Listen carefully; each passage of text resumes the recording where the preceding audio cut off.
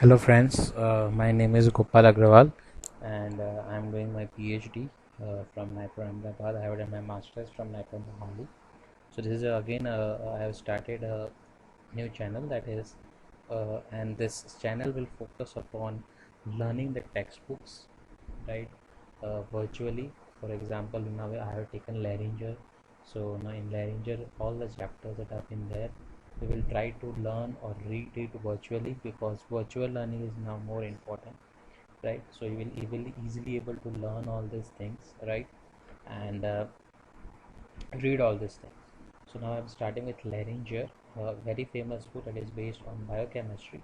So in Lehringer, I have started with chapter 1, that is cellular foundation, right, and this is the part 1 of chapter 1. So there will be 4 to 5 parts of the same chapter based on the content of the chapter. So the first content is foundation. So now before we start with cellular foundations, we need to understand what, right? So the cells are the basic building blocks of all living things, right? And the human body is composed of trillions of cells, right? We have many trillions and billions of cells within us, and they provide a structure for the body. They take in the nutrients from food, convert those nutrients into energy, and carry out the specialized functions. So you know that now cells are very important for all human beings, and they provide we are made up of cells, and whatever the chemistry is going on in our body is all because of cells, right? And they contain hereditary material from father to son to his son. This all goes on, and this all information been stored within the cell, and they make copies of themselves. So we are always rejuvenating ourselves, right? We always fresh.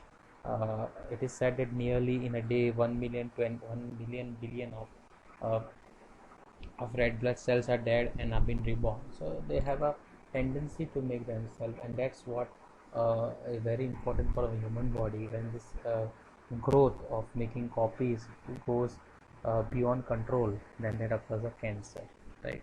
So this is nature, and how this nature has designed these beautiful cells, right? It is very important to know that we will study in our future.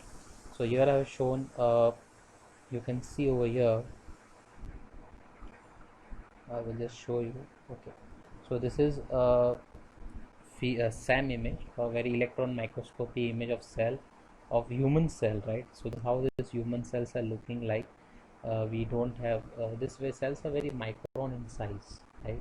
So you cannot look with the naked eye, but this is able to only look when you have. So now, if we talk about cell, we know this image. We need to know, right, how this cell look like, what is there within a cell, because it is very important for us. So you can see over here that a cell is having a very outer plasma layer that is called as a plasma membrane. So this membrane is very tough. It has to be tough, right? If it is very delicate, it will easily break. Cell will die, we will die. So it is very tough, flexible, very important. It is very flexible. It is having a lipid bilayer, and this layer is also permeable to selectively permeable. Now the importance of selective permeability is that it is not able to make enter all the things that is coming. It is very selective. It will not allow all ions to enter inside. It will only allow the sodium ion to come inside. It will only allow the zinc ion to come inside. It is very selectively permeable. It will not allow all the salts to come inside. The reason for that is, if it is not selectively permeable, anything will go inside the cell and it will make the cell die. So this is the beauty of again of nature, that is making the select cell very permeable, right? And it is very important, right? And it is only like permeable to polar substance. So those substances that are polar, that can go inside the cell, right? Includes membrane protein that helps in function, signal, transport signal recursion enzyme that we will study later. Now beside this plasma membrane, we also have a cytoplasm. So this area, so this is plasma membrane, okay? This is the cytoplasm, right? So I'm going from outside to inside of the cell. So outside is the plasma membrane, then comes the cytoplasm, and it has a very aqueous solution. It's called as a cytosol, and within the cytosol there are various organelles like mitochondria, ribosomes, enzymes. They are very important for maintaining the cellular function. So cytoplasm is a very important part of our cell. and more important than that is the nucleus or the nucleus. So in eukaryote it is called as nucleus. What are eukaryotes and what are bacteria? I will define it lately. But in eukaryote it is called as bacteria. In bacteria it is called as a nucleoli. So this nucleus, it contains a genetic material DNA and associated protein, right? So we told that it is hereditary, cell is hereditary, right? It contains hereditary information. So most of the information is preserved over here. So yes, eukaryotes, they are having a nuclear envelope, right? Within the nucleus there is an envelope like structure. That's why they are called as eukaryotes. And bacteria do not have a nuclear envelope, they are called as a prokaryotes. They are the bacterial cells. So we have eukaryotes and prokaryotes. Next, the cells. I told you that the cells are very micron in size, right? So why these cells are micron in size? Very important question, right? So if you see animal or plant cell, they are typically only 5 to 100 micrometers. So if I tell of animal cell, they are of 10 to 100 micron or micrometer in diameter. Micron is very less, right? We usually use scale that is of centimeter, and centimeter is very high as compared to micron. So this is a 5 to 10 100 micron, very. And bacteria, they are of only 1 to 2 micron. That's why you're not able to see bacteria with a naked eye, neither the animal cells. Now this cell, it having very small size of 100 or 1 micron, is because they are having a minimum number of each type of biomolecule required by the cell. So it is saying that, for example, if I talk of E. coli is of 152 micron, right? E. coli bacteria, it is of E. coli is a bacteria and is having of size of 2 micron mostly. So this cell is having only 15,000 ribosome, and each ribosome is in nanometer. So as these cells are having a limited number of biomolecules, right, that are required by the cell, the size has also been limited. The first answer to this question is this. The smallest cell, that is a mycoplasma. They are 300 nanometer in diameter. So very important to note down this. Mycoplasmas are only of 300 nanometer in diameter. Now, as a cell is small in size, they are having a higher surface area to volume, right? And that is so that every part of the cytoplasm is easily reached by O2 diffusing into the cell, right? Now, if you increase the cell size, the surface to volume ratio will decrease, right? Until the metabolism consuming O2 faster than diffusion can supply it. So there, if the size is very big, it means to say that the size is very big, it will be difficult for the cell to maintain the metabolism, right? Because it will have a very low surface area to volume ratio. O2 will not appropriately reach within the compartment of the cell, and that's why it is having a very limited cell, a micron size. So metabolism that requires O2 has become impossible as cell size increases beyond a certain point, placing a theoretical upper limit on the size of the cell. So very beautiful nature uh, gift to us of putting the cell basic unit of life, right? You need to understand cell is a basic unit of life, but they are micron cells. Beautiful. Now if you talk about cells, now we are having, this is the phylogeny of three domains of life. So we are having bacteria. We talk of bacteria. So bacteria of two, eubacteria and archaebacteria. So eubacteria, the bacteria that inhabits in the soil, surface water, and the tissue of other living or decaying organisms. Right. So you are having gram non-sulfur bacteria, gram positive bacteria, purple bacteria, cyanobacteria, flavobacteria, thermotoga, right? So there are various bacteria in eubacteria, and archaebacteria are the recently classified bacteria, but they live in a very extreme condition. Like you have hot salt lakes, hot spring, highly acidic rocks, and the ocean depth. So they live over there. Next, you have eukaryotes, right? So in the eukaryotes, animals is an example of eukaryote. Then you have ciliate, fungi, plants, flagellates, and microsporia. So this video is basic, as first chapter of lineage is having teaching us basic thing.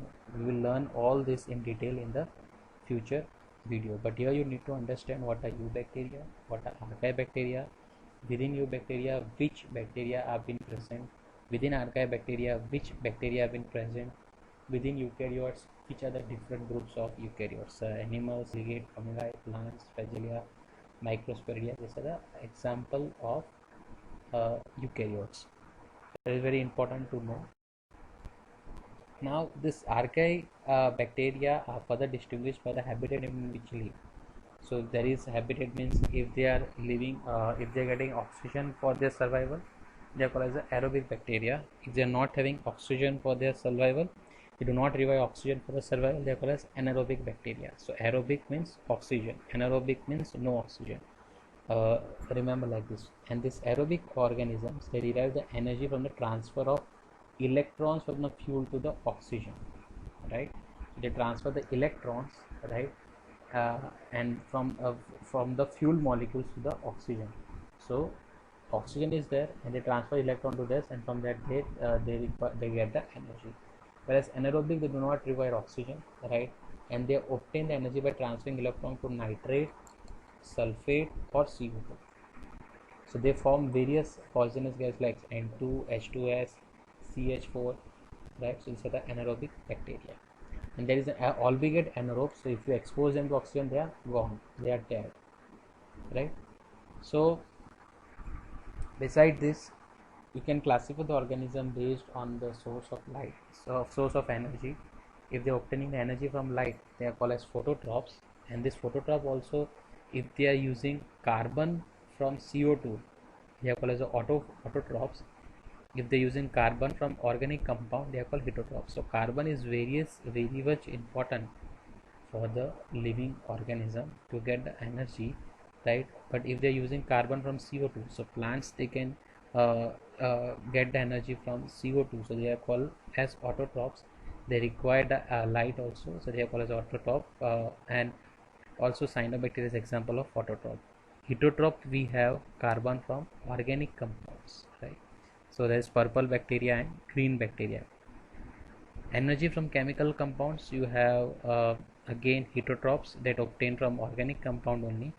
So if you see phototrophs and chemotroph, the basic difference between phototroph and chemotroph is that phototroph, they obtain the energy from light, right? Very basic. And this, they obtain the energy from chemical compounds. In heterotroph, again you have lithotrophs, they obtain the energy from inorganic compound. Organotroph, they obtain the energy from organic compound. So lithotrophs, example is sulfile bacteria, hydrogen bacteria. Organotroph, the example is most prokaryotes, all non-prototrophic eukaryotes.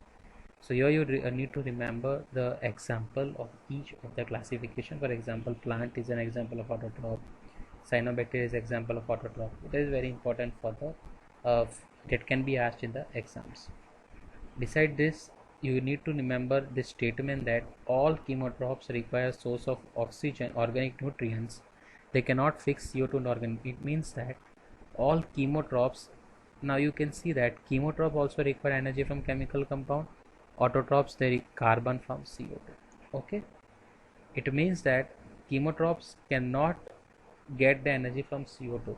CO2 is also carbon, right? But they cannot obtain the energy from the CO2, and therefore chemotrophs are not autotrophs. So no chemotrophs are autotrophs. You need to remember this statement. This can be asked in competitive exam, that chemotrophs are autotrophs, autotrophs are chemotrophs, no chemotrophs are autotrophs, no autotrophs are chemotrophs, which is true. So you need to remember that no chemotrophs are autotrophs.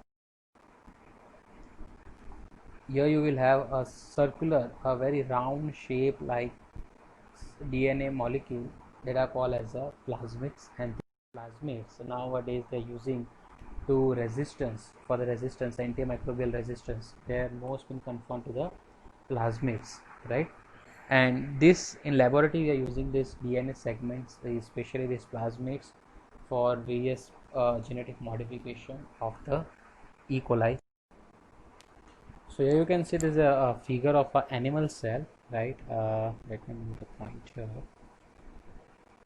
Right, so this is a figure of an animal cell. So within animal cell you have different organelles present. So this is a cell, the organelles are present within it, they are called as a different organelles. So this is a ribosome, peroxisome, cytoskeleton, lysosome, transport vesicles, right? So these are very different function. Ribosome, they are useful for the protein synthesis. Peroxisome, they destroy the peroxisome, very harmful to the cell. Cytoskeleton, they support cell, they help in the movement of organelles, right? Lysosome, they degrade intercellular debris. Transport vesicles are like Ubers or ovalas within the cell, right? They help in the movements of lipid and protein. So let us say lipid and protein want to travel from one place to another, right? So they use these transport vesicles. Golgi complexes are like Amazons, right? Now let us say the cell requires some protein. So this Golgi body, they help in the packaging of this protein, and they use these transport vesicles to reach the site of destination. Then you have a smooth endoplasmic reticulum and rough endoplasmic reticulum. Smooth endoplasmic reticulum are the site of lipid synthesis and drug metabolism, whereas the rough endoplasmic reticulum is the site of much protein synthesis. Also, you have nucleolus where the ribosomal RNA synthesis occurs. Then there is a gene. Then there is a nuclear envelope that segregates chromatin. And then there is a plasma membrane that separates the cell from environment, regulate the movement of material into and out of cell. There is also mitochondria, right? They oxidizes the fuel to produce the ATP. So this is an example of a plant cell. So we earlier saw the animal cell. Now this is a plant cell, in which you can see that plant cell, it is having different structure. So again, ribosome, cytoskeleton, nucleus, Golgi is present. It was present in animals. It is also present in the plant cell. These are the different structures like cell wall, like glycoxysome, plasmodesma, vacuole, cell wall, thylakoid, starch granule, and chloroplast. There's a basic difference between the plant cell and animal cell. Animal cell do not have this, plant cell have this, and these have different functions. Like chloroplast, they harvest the sunlight, produce ATP and carbohydrate. Starch granule, they help in photosynthesis, right? Thylakoids are light-driven ATP synthesis. So this is all difference that we need to know between a plant cell and animal cell. Plant cell do not have this, animal cell have this, right?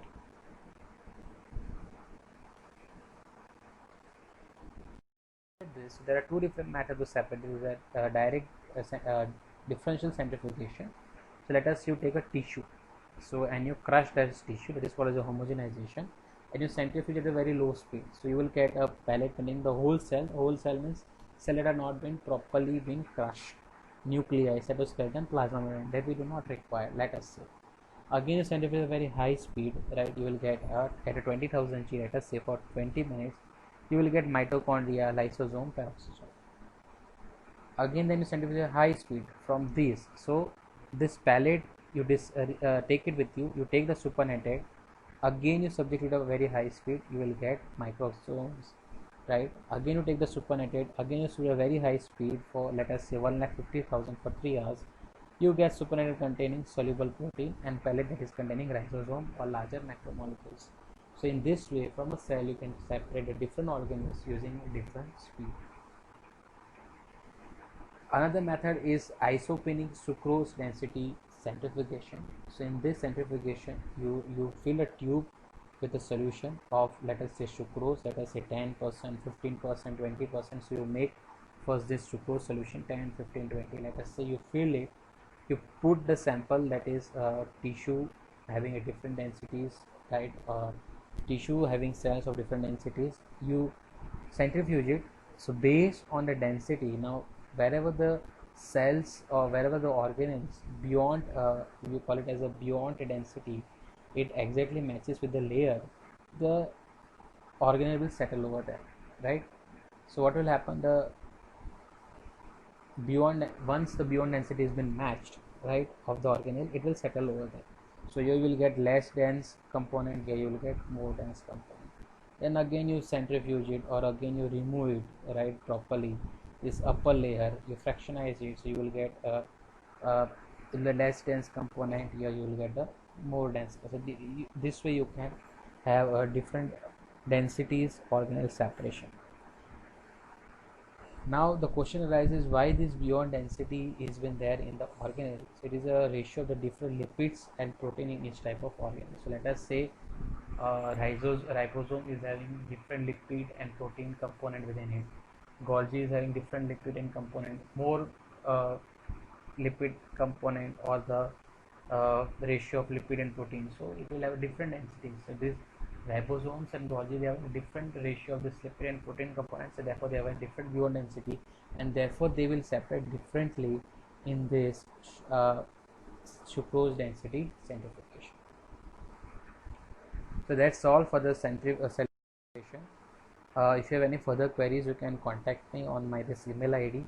Please like and subscribe this channel and share to your friends who are willing to give CSIR, NET, GAT, TIFR or a NIPER or any other competitive exams. In the next video, we will learn about chemical foundation of the cell. Thank you.